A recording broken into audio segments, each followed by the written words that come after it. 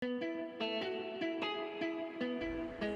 using the VVDI 8A or key lost adapter, the first things you need to use the VVDI 2 or use the VVDI Key 2 Max and OBD to make the update for this adapter.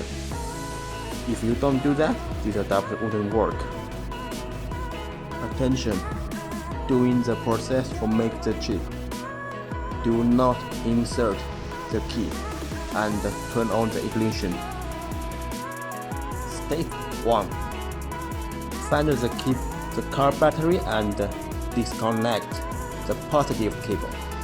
Only the positive cable, and leave the negative cable on the battery.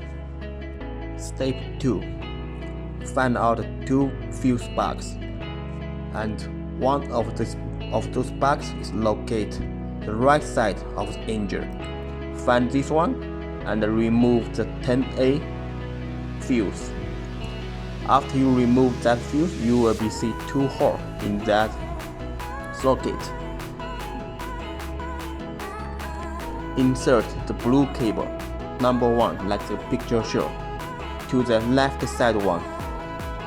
The second fuse box is located nearby the OBD port. In this fuse box, remove the 5A fuse, and after you remove that fuse, you will see a socket, and it has 2 holes. Insert the brown one to the left side one, like the picture shows. Step 3. Find out the ELV socket and disconnect it. After that, connect the J5 plug, like the picture shows. Step 4. Connect the OBD cable with the OBD port from the car.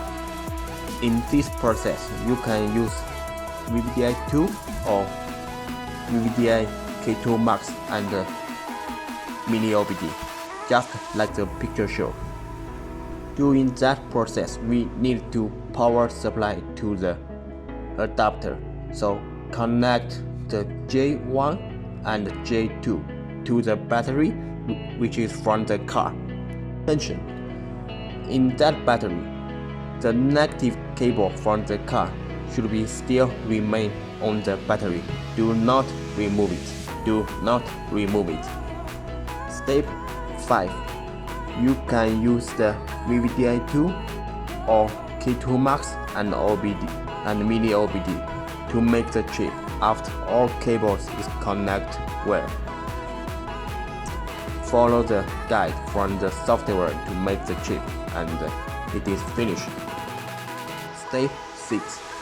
After you make the chip, please disconnect all the cable and recover all connection of the cable and the fuse to the original place where it should be.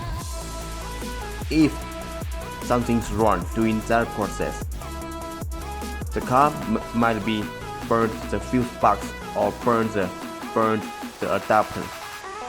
This makes the recovery of all the status to the car, like the before.